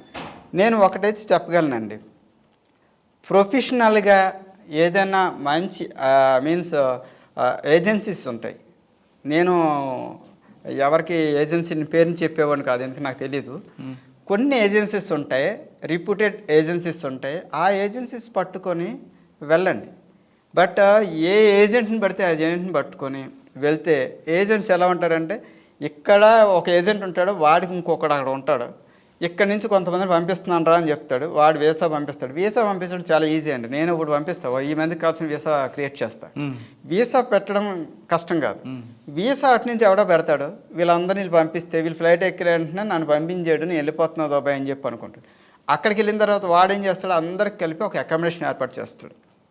అకామిడేషన్ కూడా చూడలేరండి. నిజంగా చూడాలంటే అక్కడ అకామిడేషను లేబర్ కేటగిరీ లాగా లేదా చిన్న కేటగిరీ లాగా వెళ్ళే వాళ్ళే అకామిడేషన్స్ మనం చూడలేం. సో ఎందుకంటే అండి ఉండే తక్కువ ఏరియా, ఇందాకే చెప్పాను నేను, చాలా చిన్న ఏరియా. చిన్న ఏరియాలో పాపులేషన్ ఇంతమంది వెళ్ళిపోతున్నప్పుడు అక్కడికి ఎక్కడ అడ్జస్ట్మెంట్ ఉంటుంది. అందువల్ల బంకర్ బెడ్స్ అని చెప్పి అట్లా ఏర్పాటు చేస్తారు. అక్కడ ఉండే వాళ్ళకి ఎలా తినాలో తెలియదు, ఎందుకంటే కొత్త ప్రదేశం. ఆ తీసుకెళ్ళిన వాళ్ళు కూడా ఏం ప్రొవైడ్ చేస్తారో తెలియదు, వండుకోండి లేదా బయట తినండి అంటారు. బయట తినడం అంటే మాటలు కాదు, అక్కడ మన ఇండియా కరెన్సీ లెక్క కాదు. సింపుల్గా తెలియని వాళ్ళు చెప్పుకుంటారు 5 dirhamsగా. ఇక్కడ 5 rupees, అక్కడ 5 dirhams సేమ్ కాదండి. 5 dirhams అంటే 125 rupees అక్కడ. సో వెళ్ళి ఛాయ్ తాగిరారా 5 dirhams. 5 dirhams అనేది మీకు జోకా, అక్కడ 5 dirhams వేరు. అయితే నేను అనేది అంటే ఆ లేబర్ కింద వెళ్ళిన వాళ్ళు లేదా చిన్న పని చేసుకోవడానికి వెళ్ళిన వాళ్ళు వాళ్ళ దగ్గర డబ్బులు ఎక్కడ ఉంటాయండి, దానికోసం ఎవరన్నా అడగాలి. వాళ్ళు అంటారు నువ్వు ఈ మంత్ అయిన తర్వాత ఇస్తా అంటారు, ఈలోపు ఆకలి ఇంకోళ్ళ దగ్గర తీసుకుంటారు. ఈ కష్టాలన్నీ కాకుండా ప్రొఫెషనల్ ఏజెన్సీని పట్టుకొని వెళ్ళండి, ఉన్నాయి చాలా. ప్రొఫెషనల్ ఏజెన్సీతో పాటు వీళ్ళు కూడా ప్రొఫెషనల్ అయి ఉండాలి కదా. ప్రొఫెషన్ అయ్యి ఉన్నప్పుడు ఏజెన్సీ కూడా అక్కర్లా, ఎందుకంటే యూఏ డైరెక్ట్ ఆఫర్స్ ఇస్తుంది. ఈవెన్ నేను కూడా లాస్ట్ మంత్ 30 members రిక్రూట్ చేసుకున్నాను నా డిపార్ట్మెంట్లో. నేను డైరెక్ట్గా అక్కడి నుంచి చెన్నై కుర్రోళ్ళని అండ్ నెల్లూరు అబ్బాయిల్ని 4 నేను రిక్రూట్ చేసుకున్నా. నాలాగా కంపెనీస్కి కావాల్సినప్పుడు మేము అప్రోచ్ అవుతాం. ఎట్లా అంటే మా website through, company website through మేము అనౌన్స్ చేస్తాం. దాని ప్రకారంగా వెబ్సైట్ త్రూ కొంతమంది ప్రొఫెషనల్స్ అప్లై చేసుకుంటారు. నేను కూడా అలాగే వచ్చినాను.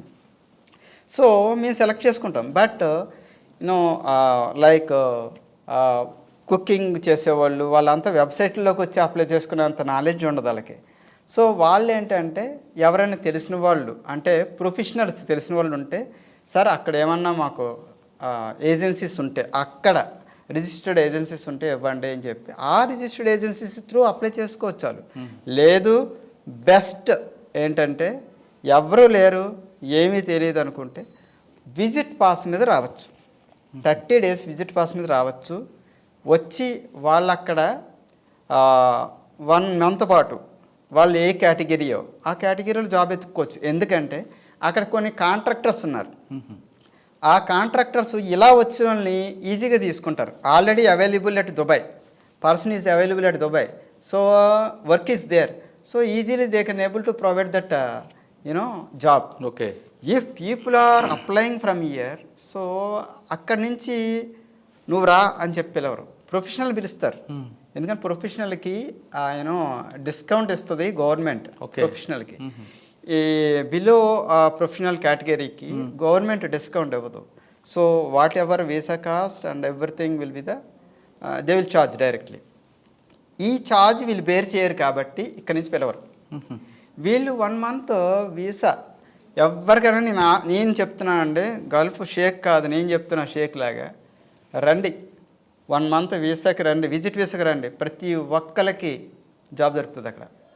వాళ్ళు ప్రొఫెషనల్ అనే కానీ నాన్ ప్రొఫెషనల్ అనే కానీ. అంటే ఇక్కడ నుంచి రావాలనుకుంటే దుబాయ్కి ముందు వీసా కావాలి కదా? వీసాకి అప్లై చేసుకోవచ్చు, చాలా ఈజీ వే. ఆన్లైన్ వీసాస్ వచ్చారు. ఆన్లైన్ వీసా అప్లై చేసుకొని దుబాయ్ వస్తారు, వచ్చేయచ్చు. 30 రోజులు ఉంటే అక్కడ ఎక్కడ ఖచ్చితంగా జాబ్ దొరుకుతుంది, డెఫినెట్గా దొరుకుతుంది. కానీ అకామిడేషన్ అదెంత? ఇక్కడ ఇవి కూడా ఉన్నాయి. అకామిడేషన్స్ చాలా చోట్ల ఉంటాయి, ఏరియా వైజ్ ఉంటాయి. జనరల్గా చెప్పాలంటే మనకి అక్కడ 7 cities కలిపి యూఏఈ అండి. టోటల్ యూఏఈ అంటేనే 7 cities, మోర్ దెన్ దట్ లేవు. దాంట్లో Dubai, Abu Dhabi, Ras Khaimah, Al Ain, Al Fujairah, Ajman and Sharjah. దీంట్లో మ్యాక్సిమం ఇండియన్స్ ఉండేది షార్జా. దీనికి transportations everything is free. Free means 2 hours, within 2 hours we can. So ఈ షార్జాలో ఉంటారు. షార్జాలో accommodation cost చాలా చాలా చాలా చీప్. సో ఎవరైనా ఇక్కడి నుంచి వచ్చినప్పుడు ఎవరింటికి తెలిసిన వాళ్ళు అక్కర్లా, ఏమక్కర్లా, bed spaces available, direct bed spaces available. ఎక్కడికి వెళ్ళినా కానీ బోర్డ్స్ ఉంటాయి. సో ఎవరిని అడగని అవసరం లేదు. ఎయిర్పోర్ట్ నుంచి బయటకు వచ్చిన వెంటనే బెడ్ స్పేసెస్ అవైలబుల్ బోర్డు ఉంటుంది. ఏ బ్రోకర్ ఉండడు, కాంటాక్ట్ చేయడం, అక్కడ జాయిన్ అవ్వడం. ఎక్స్ట్రా మనీ ఉండదు, ఏముండదు, ఫిక్స్డ్ మనీస్ ఉంటాయి. 500-600 dirhams ఉంటుంది, పే చేసుకుంటారు. 1 month స్టే చేస్తారు, జాబ్ తెచ్చుకుంటారు. చాలా ఈజీ. బ్రోకర్స్ వద్దు, ఏజెంట్స్ అక్కర్లేదు. ఒకవేళ లాంగ్వేజ్ ప్రాబ్లం ఉంటే? లాంగ్వేజ్ అనేది డెఫినెట్గా మీరు చెప్పింది ఉంటుంది.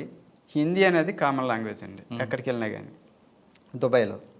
ఇంకా అలా కాకుండా తెలుగు మాట్లాడతాము, మేము తెలుగే మాట్లాడుకుంటూ ఉంటామంటే కనుక కొద్దిగా ప్రాబ్లం వస్తుంది.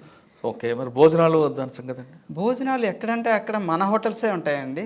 దుబాయ్లో, షార్జాలో ఎక్కడ చూసినా మన ఆంధ్ర వంటకాలే ఎక్కువ. ఆంధ్ర, తమిళనాడు వంటకాలే ఉంటాయి. ఎక్కడికి వెళ్ళినా దొరుకుతాయి, ఆరాంగా తినచ్చు, ప్రాబ్లం లేదు. ఫుడ్ ప్రాబ్లం ఉండదు, బెడ్ ప్రాబ్లం లేదు. ఇంకేం ప్రాబ్లం ఉంటుంది మీకు? ఇంకేముంటుందండి, సంపాదించుకొని రావాలి. రండి, వెతుక్కోండి, జాబు తెచ్చుకోండి, ఇంటికి రండి, ప్రొఫెషనల్ వీసా వస్తుంది, వెళ్ళండి, టెన్షన్ ఏముంది. కానీ కొంతమంది బ్రోకర్లు ఆశ్రయించి వెళ్ళడం, బాంబేలో చిక్కిపోతారు. ఇది తెలియక, జనం తెలియక చేస్తున్నారు. మన టీవీ ఇప్పుడు ప్రొఫెషనల్స్ కాకుండా లో క్యాడర్ పీపుల్ అందరూ చూస్తే కనుక ఇంత ఈజీనా దుబాయ్ వెళ్ళామని చెప్పి తెలుస్తుంది. రండి, డైరెక్ట్ నేను చెప్తున్నా కదా, ఇంత ఎక్స్పీరియన్స్ ఉన్నదా నాకు అక్కడ. రండి, చూడండి, చాలా ఈజీగా ప్రతి ఒక్కరికి. ఒకప్పుడు అనేవాళ్ళు, నేను 95-96లో హైదరాబాద్ వచ్చినప్పుడు ఎక్కడున్న వాళ్ళు అన్నా హైదరాబాద్ వచ్చి బతకచ్చు అని చెప్పేవాళ్ళు. అవును, అప్పుడు నాకు అదే చెప్పారు. ఎక్కడ వాళ్ళు అన్నా కానీ ప్రతి ఒక్కరు కూడా బతకచ్చు అంటే నాకు ఇప్పుడు నేను అక్కడ ఉన్నాను కదండి. సో ఎక్కడ వాళ్ళన్నా హైదరాబాద్ వచ్చి బతికేయచ్చు అని చెప్పేవాళ్ళు. నేను ఇప్పుడు చెప్తున్నా, ప్రతి ఒక్కడ దుబాయ్ వచ్చి బతికేయచ్చు. ఎందుకంటే ఆ ఎన్విరాన్మెంట్ అలా ఉంటుంది. నేను ఈరోజు చెప్తున్నా కదా, నాకు దుబాయ్ నుంచి రావాలని లేదు. నాకు అక్కడ ఎన్విరాన్మెంట్ నచ్చింది, శుభ్రం నచ్చింది. మనం కూడా మన ఇంట్లో మనం శుభ్రం చేస్తాం, బయట ఎందుకు శుభ్రం చేయమండి? కరెక్టే రండి, మీరు చెప్తున్నట్టుగా దుబాయ్ వస్తా, కానీ నా కల్చర్ ఇక్కడ ఉంది కదా. నా కల్చర్ ఏంటి? ఎక్కడైనా కాంప్రమైజ్ అవ్వడం, నా తప్ప వేరే వాళ్ళ గురించి ఆలోచించిపోవడం. ఇటువంటి కల్చర్ ఇక్కడ మరి రెడ్యూస్ అవ్వలేరు కదా. ఇదే తప్పు. మారుతుంది, మారాలి. మారకపోతే మారుస్తారు. అవునా? మీరు అక్కడికి వచ్చారు కదా, మారుస్తారు. చిన్న ఎగ్జాంపుల్ చెప్తానండి. ఇప్పుడు ఎప్పుడో గాంధీ గారు చెప్పారని చెప్పేసి ఆ పాఠమే చెప్తూ ఉంటారు ఇప్పటికి కూడా. ఏది అర్ధరాత్రి అమ్మాయి రోడ్డు మీద వెళ్ళడం లేదు, స్వతంత్రం రాలేదు. గాంధీ గారు ఎప్పుడో చెప్పారని చెప్తుంటారు. దుబాయ్ రండి, అక్కడ గాంధీ లేరు, కానీ అమలు అవుతుంది అక్కడ. గాంధీ అనేది ఒక పెద్ద ఆయన పేరు చెప్పుకొని మనం ఫాలో అవడం కాదు. మీ బుద్ధి ఏమైంది, మీరు ఫాలో అవ్వండి, మీరు క్రియేట్ చేయండి. అమ్మాయి వెళ్ళిందంటే చూస్తే ఫైన్ వేయండి.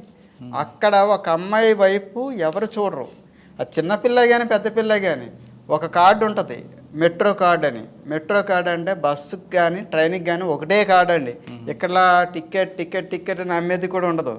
అక్కడ ఒక కార్డు ఉంటుంది, మీరు ఎక్కడికి వెళ్ళినా స్వైప్ చేసుకుంటారు. స్వైప్ చేసి కూర్చున్నారో లేదో కూడా డ్రైవర్ చూడడు, కండక్టర్ ఉండడు, చూడడు డ్రైవర్. మధ్యలో ఎవరైనా స్క్వాడ్ రావచ్చు. పంచ్ చేస్తే 5 dirhams అవుద్ది, మీరు పంచ్ చేయకపోతే 500 dirhams ఫైన్ అవుద్ది.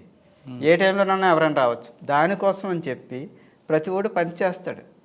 పంచ్ చేయాలి. 6 months దాటిన ప్రతి బేబీకి కూడా పంచింగ్ ఉంటుంది అక్కడ. అంటే నేను అనేది అంటే సిస్టము ఫాలో అవుతున్నారు. సిస్టమ్ స్ట్రాంగ్ ఉంది అక్కడ, స్ట్రాంగ్ ఉంది, ప్లస్ ఫాలో అవుతున్నారు. ఫాలో అయిపోతే ఏమవుద్ది, పాకెట్లో మనీ పోద్ది. మనం అక్కడికి వెళ్ళింది పాకెట్లోకి మనీ తెచ్చుకోవడానికి, ఇవ్వడానికి కాదు కదా. అదే వేలో ఎవరినైనా ఒక అమ్మాయి నైట్ తిరుగుతున్నప్పుడు ప్రొఫెషనల్గా తిరుగుతుంది, డేర్గా తిరుగుతుంది. ఇక్కడ ఎందుకు తిరగలేకపోతుందండి? మరి గాంధీ గారు చెప్పారు, నెహ్రూ గారు చెప్పారు, ఇక్కడ కూడా తిరుగుతున్నారులేండి రాత్రులు.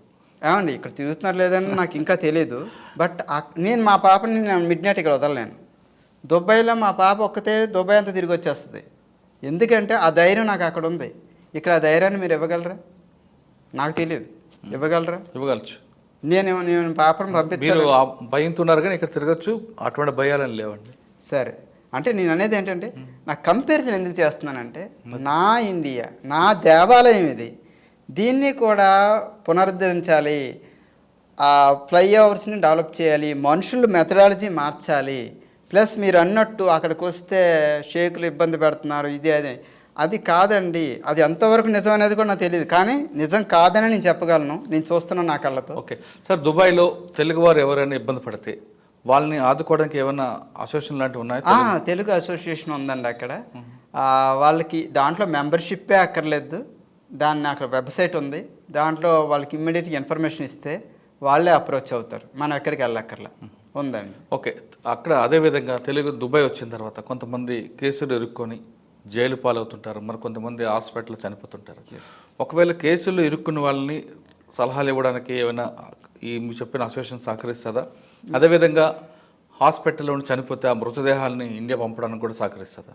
మీరు ఇప్పుడు అడిగిన 2 క్వశ్చన్స్ అండి. ఒకటి, ఎవరైనా చనిపోతే హాస్పిటల్ ఉంటే మృతదేహాన్ని ఇంటికి పంపిస్తారా, అది ఒకటండి. రెండోది ఇంకోటి ఏదో అడిగారు, కేసుల్లో ఇరుక్కుంటే కేసెస్లో ఇరుక్కుంటే. ఇవి 2 కేసులకి. ఫస్ట్ కేసుకి చెప్తాను. హాస్పిటల్ అంటే ఎవరన్నా అనుకోకుండా చనిపోతే హాస్పిటల్లో ఉండిపోతే వాళ్ళకి ఇక్కడికి డెడ్ బాడీని పంపించడానికి, దీనికి ఒక 3 years బ్యాక్ వరకు ఇది చాలా స్ట్రగుల్ అయ్యేవారండి. ఎవరైనా చనిపోతే ఆ బాడీని పంపించడానికి ఎవరో సహాయం చేయక, తెలిసిన వాళ్ళు ఉండక, ఎవరిని అప్రోచ్ అవ్వాలి తెలిసేది కాదు. దీని నిమిత్తం 2 years బ్యాక్ గవర్నమెంట్ ఒకరిని రిక్రూట్ చేసింది. ఒక సంస్థను రిక్రూట్ చేసింది. ఆ సంస్థ ఏంటంటే వాళ్ళు అనానిమస్, ఎవరన్నా కానీ ఏదన్నా జరిగి యాక్సిడెంటల్గా చనిపోయినా, లేదన్నా ఆ ఫ్యాక్టరీస్లో చనిపోయినా, వాళ్ళని ఫ్యాక్టరీస్లో చనిపోతే లీగల్గా కాబట్టి ఫ్యాక్టరీ యాజమాన్యమే పంపిస్తుంది. ఓకే, లేదంటే మామూలు లేబర్ కేటగిరీ ఎక్కడైనా చనిపోతే కనుక వాళ్ళని ఇండియా వరకు, అంటే వాళ్ళ ఇంటి వరకు తీసుకెళ్ళడానికి with free of cost and all government ఒక సంస్థను ఏర్పాటు చేసింది. సో అది కూడా మన తెలుగు ఎంబసీ ఉంది కదా, వాళ్ళ చేతిలోనే ఉంది. మనం వాళ్ళని అప్రోచ్ అయితే చాలు, ఆ టీం వస్తుంది, వాళ్ళని లాంఛనంగా తీసుకొచ్చి వాళ్ళకి డెడ్ బాడీ అప్ చెప్తుంది. ఇప్పుడు 2 years నుంచి అమల్లో ఉంది. అంతకుముందు చాలా స్ట్రగుల్ అయ్యేవారు. రెండోది కేసెస్ కోసం అన్నారు. కేసెస్ కోసం అనేసరికి పోలీస్ కేసు ఏదైనా అయితే కనుక వాళ్ళ దగ్గర ఏమీ లేదని అనుకుంటే వాళ్ళు ఫస్ట్ కాంటాక్ట్ అయితే తెలుగు ఎంబసీని, పోలీస్, మనం ఏం చేయక్కర్లే, అక్కడ పోలీసే వాళ్ళని కాంటాక్ట్ చేస్తారు. ఆ తెలుగు ఎంబసీ వాళ్ళు వచ్చి వీళ్ళ రిలేటివ్స్ని కాంటాక్ట్ చేస్తారు. Example 4 years back same incident జరిగింది. మా ఫ్రెండ్ ఒక ఆయన అక్కడ క్రెడిట్ కార్డ్స్ అన్నీ వాడేసి పే చేయలేని పరిస్థితుల్లో ఉంటే ఆ మీద పోలీస్ కేసు అవుతుంది. ఎవరైనా కానీ కార్డ్స్ వాడేసి పే చేయకపోతే కేసు అవుద్ది.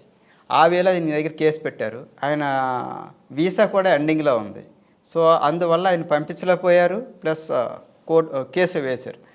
ఆయన ఏం చేశారంటే వాళ్ళ రిలేటివ్స్కి కాల్ చేయాలని చెప్పేసి తెలుగు ఎంబసీకి చెప్పారు. తెలుగు ఎంబసీ వాళ్ళు వాళ్ళ రిలేటివ్స్ కాల్ చేసి అమౌంట్ ఇక్కడి నుంచి ట్రాన్స్ఫర్ చేయించి క్లియర్ చేయించి ఆ అబ్బాయిని పంపించారు. నేను అనేది ఏంటంటే పోలీస్ కేసు అయినా కానీ టెన్షన్ పడిన అవసరం లేదు. ఇక్కడి నుంచి మనం వాళ్ళని క్లియర్గా ఈ తెలుగు ఎంబసీ వాళ్ళ ద్వారా మనం తీసుకురావచ్చు. ఒక్కసారి వెనక్కి వెళ్దామండి. అంటే ఇప్పుడు ఒకటికి వచ్చిన వాళ్ళ సంగతి పక్కన పెడితే మీ కంపెనీ ఏ విధంగా ఉంది, మీ కంపెనీ యొక్క పొజిషన్ ఎలాగ ఉంటుంది?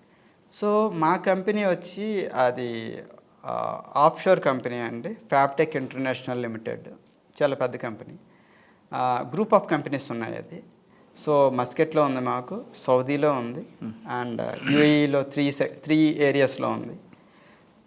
మెయిన్ హెడ్ ఆఫీస్ వచ్చి మాది జబలాలి అంటారు, ఫ్రీ జోన్ అంటారు.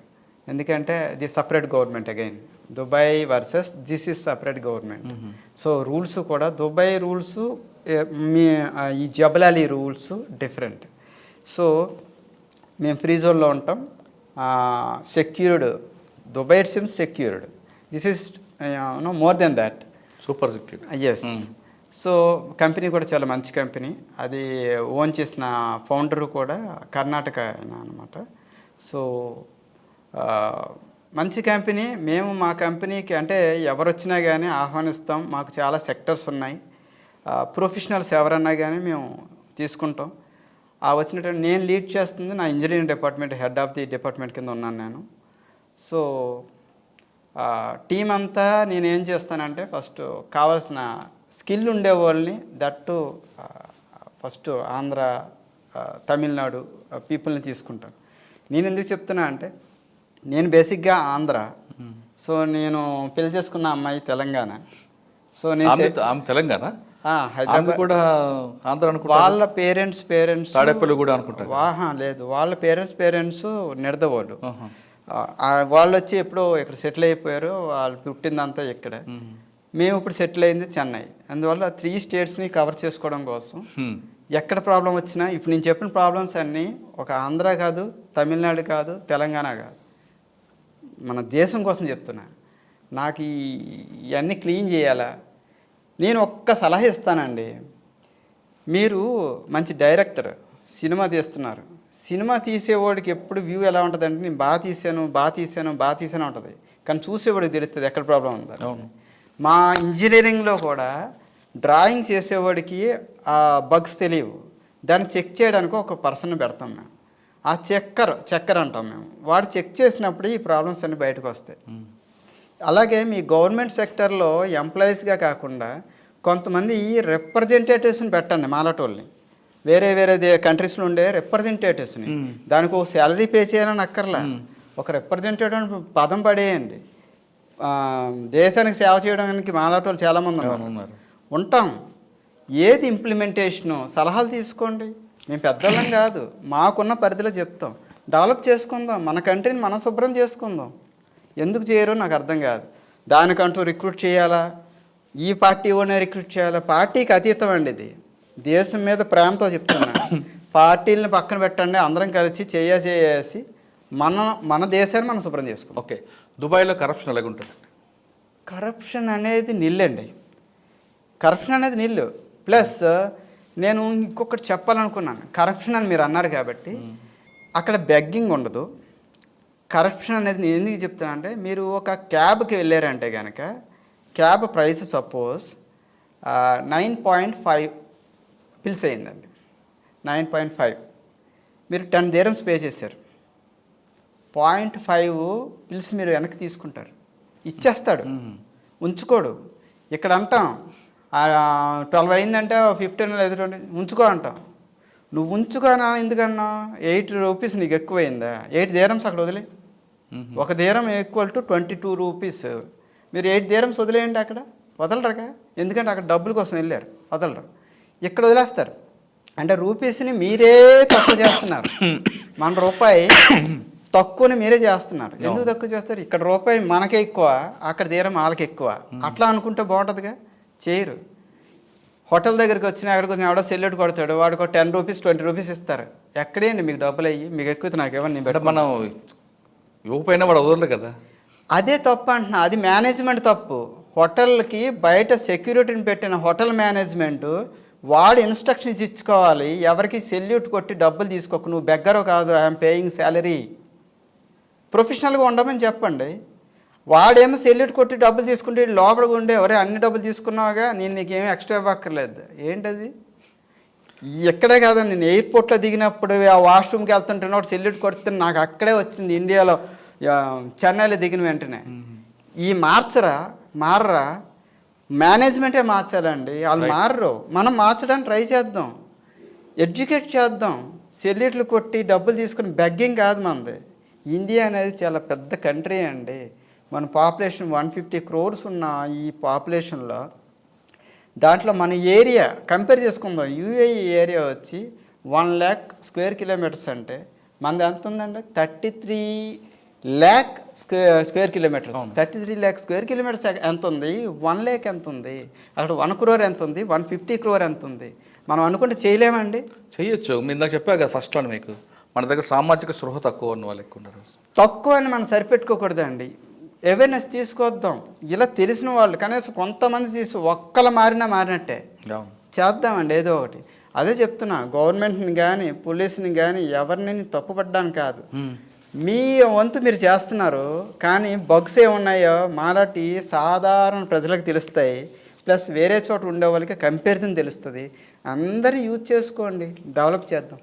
ఓకే సార్, ఫైనల్గా చెప్పండి, మీరు చెప్తున్నట్లుగా మంచి ప్రొఫెషనల్ ఏజెన్సీతో వచ్చిన వాళ్ళు కాకుండా చాలామంది డబ్బులు సంపాదిద్దాం, లేదా ఏదో కష్టపడి తినాలి, డబ్బులు వెనకేసుకుందాం అనే వచ్చే వాళ్ళకి మీరు ఇచ్చే మెసేజ్ ఏంటి?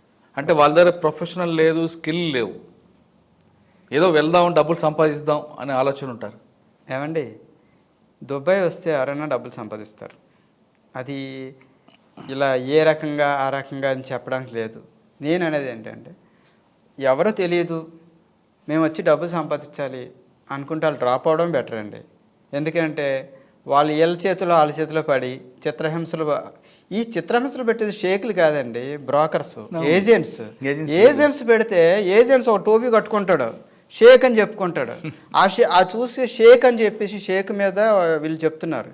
Really saying that those people are belongs to that UAE government or UAE citizens. They are all respect Indian people, always very very respective. Because మీరు ఎక్కడికి వెళ్ళినా కానీ వాళ్ళు ఇచ్చే రెస్పెక్ట్ చూస్తే మనం ఇంత రెస్పెక్ట్ ఇవ్వం. గవర్నమెంట్ సెక్టర్కి మనం వెళ్తే తీసి పడేసినట్టు మాట్లాడతారు. అవును, నిన్న నేను ఏదో ఈ సేవకి ఎక్కడికి వెళ్ళా, కమెన్ క్యూ అందే, నాకు అర్థం కావాలా. నేను మనిషినే, నువ్వు మనిషివే. నువ్వు జాబ్ చేస్తున్నావు, నేను ఇక్కడ జాబ్ చేయలే, నేను వేరే చోట జాబ్ చేస్తాను, నీకంటే పెద్ద జాబ్. నేను అనేది జాబ్స్ కాదు, ఈగోస్ కాదండి, మనుషులం. అర్థం కాకపోబట్టే కదా నీ దగ్గరికి వచ్చా, ఎక్స్ప్లెయిన్ చేయి. అక్కడ చేస్తారండి, సింపుల్గా అడుగుతారు, పొలైట్గా అడుగుతారు, కొట్టరు, హార్ష్ ఉండదు. What you require, this please proceed, this simple, finish. మీరు ఎందుకు అలా చెప్పరు పొలైట్గా?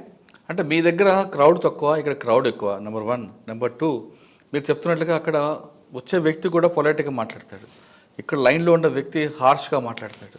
ఫస్ట్ ఆఫ్ ఒక 1 hour బాగానే మాట్లాడతారు వాళ్ళు కూడా, second hour, third hour, fourth అవర్కి వాళ్ళు కూడా ఒక పేషెన్స్ తగ్గిపోవడం వల్ల వీళ్ళ హార్ష్నెస్కి వాళ్ళు ఒక్కసారి బరస్ట్ అవుతారు. అదే హైలైట్ అవుతున్నాయి. అదేనండి కంట్రోల్ పాయింట్ అంటే. మీరు ఒక అథారిటీ పొజిషన్లో ఉన్నారు, మీరు ఒక ఎంప్లాయీ అథారిటీ పొజిషన్లో ఉన్నారు, మీరు అందరికీ రెస్పాన్సిబుల్ అన్నప్పుడు ఆ పేషెన్స్ మీలో ఉండబట్టే, మీకు ఆ క్వాలిటీ ఉండబట్టే మీకు ఆ జాబ్ ఇచ్చారు. నేను ఉదయం నుంచి టైర్డ్ అయిపోయి ఉన్నాను అన్నప్పుడు వాళ్ళని జాబ్ని తీసేయండి, ఎందుకంటే పేషెన్స్ లేదు అక్కడ. పేషెన్స్ ఉండి ఆ ఎబిలిటీ ఉండే వాళ్ళకే ఆ పొజిషన్ కావాలి. ఈ వచ్చేవాడు 10 minutes ఉంటాడు, వెళ్ళిపోతాడు. కానీ అలాంటి వాళ్ళు ఒక 100 మంది వస్తారు, ఆ 10 into 100 చేసుకుంటే వీళ్ళు ఉండాలి. ఆ ఉండబట్టే వీళ్ళకి, ఆ ఎబిలిటీ ఉండబట్టే వీళ్ళకి జాబ్ ఇచ్చారు. అంటే ఫస్ట్ 1 hour ఎలాగుందో లాస్ట్ అవర్ కూడా అలాగ ఉండాలి.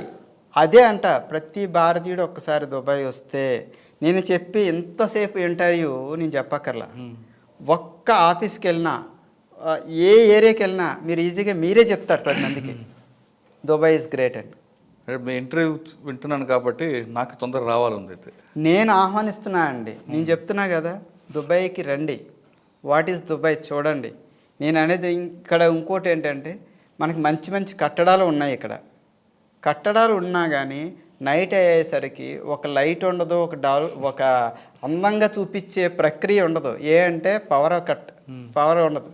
అక్కడ ఉన్న చిన్న కట్టడాన్ని కూడా బ్యూటిఫుల్ లైటింగ్తో వాళ్ళు ఎలివేట్ చేస్తున్నారు, ఈ విజిటర్స్ని అట్రాక్ట్ చేస్తున్నారు. మనం ఎందుకు చేయలేం? మన దగ్గర ఏ వనరులు తక్కువ? సో మారాలండి.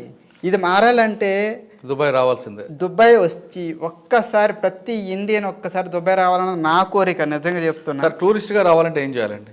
టూరిస్ట్గా రావాలంటే ఏం చేయని అవసరం లేదండి. మా వెబ్సైట్, దుబాయ్ వెబ్సైట్ ఉంది. ఆ వెబ్సైట్లోకి డైరెక్ట్గా వచ్చి మీరు అప్లై చేసుకోవచ్చు. డైరెక్ట్గా వాళ్ళే ఇస్తారు. No agent required, nothing. లేదు మీ రిలేటివ్స్ ఉన్నారు, నాలాగా కొంతమంది ఉన్నారు అనుకుంటే within 24 hours you will get visa, no problem. Only passport. అక్కడ ఎవరు లేరు అనుకోండి, హోటల్స్ దాంట్లో దిగొచ్చా? Yes, hotels also reasonable price, like 100 dirhams per day ఉంటుంది మీకు. అంటే ఇక్కడ కూడా అంతే కదా, 4000 2000 per day ఉంటుంది కదా. Same price you are paying there. 100 nothing but 2500. So same ఈ ప్రైసే మీరు పే చేసుకోవచ్చు. ఓకే, మనలో మార్పు రావాలంటున్నారు శివకుమార్ గారు. ఖచ్చితంగా దుబాయ్ వచ్చే వాళ్ళు ఎవరైనా సరే తప్పకుండా రండి, కానీ వాళ్ళు ప్రొఫెషనల్ ఏజెన్సీ ద్వారా రండి. అంతేకాకుండా నైపుణ్యం ఉన్న వాళ్ళు మాత్రమే రండి అంటున్నారు శివకుమార్ గారు. నైపుణ్యం లేకుండా ఎవరో బ్రోకర్ మాటలు నమ్మి కానీ ఒకవేళ వస్తే మీరు ఖచ్చితంగా ఇబ్బంది పడడం ఖాయం అంటూ చెప్తున్నారు. ఇక్కడలాగా అక్కడ చట్టాలు చాలా సులువుగా ఉండవు. ఒకవేళ శిక్ష పడితే మాత్రం జోబీలు ఖాళీ అవుతాయి. అంతేకాకుండా సంవత్సరాల పాటు జైల్లో కూడా ఉండాల్సి వస్తుందని చెప్తున్నారు. ఖచ్చితంగా ప్రతి ఒక్కరు కూడా భారతీయులందరం కానీ ఒకసారి దుబాయ్ వెళ్దాం. దుబాయ్ కాదు, మిగతా దేశాలు చూసి అక్కడికి ఇక్కడికి ఏం కంపారిజన్ ఉందో చూద్దాం.